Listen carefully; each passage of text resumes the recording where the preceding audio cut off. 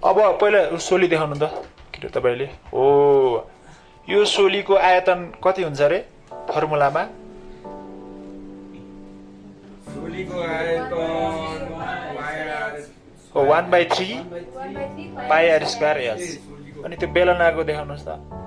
हो त्यो बेलनाको आयतन कति हुन्छ रे सूत्रमा? पाई आर स्क्वायर एच। अब यो भन्नुको अर्थ त्यही हेर्नु त, त्यहाँ देखाए जस्तै के रहेछ, 3 टाइम्स सोलीको आयतन इजिकल टु बेलनाको आयतन हुने रहेछ। अब त्यो चाहिँ कसरी प्रमाणित गर्ने, कसरी भेरिफाई गर्ने भनेर हेर्दैछौँ ल। हो ल एकचोटि पानी भर्नुहोस् त ल सोलीमा। भरि भर्नुपर्छ है।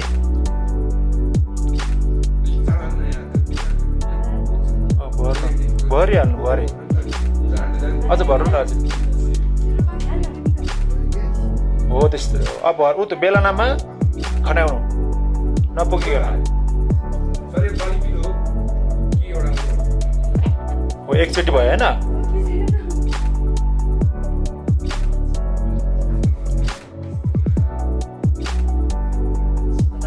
हो 2 चोटि भयो होइन? 2 टाइम्स भयो। ल अब एकचोटि हाल्नु त भरिन्छ कि भरिँदैन?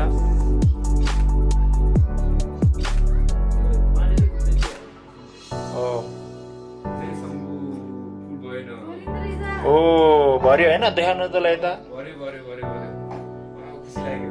यता देखाउनुहोस्। हो भर्यो होइन? कति चोटिमा भरियो अरे?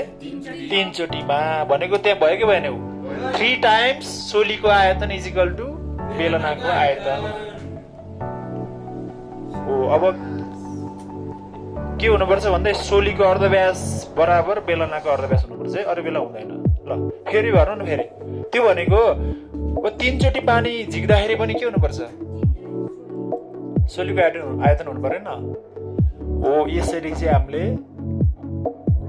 बेलनाको आयतन र सोलीको आयतनमा सम्बन्ध स्थापित गर्न पनि सकिन्छ।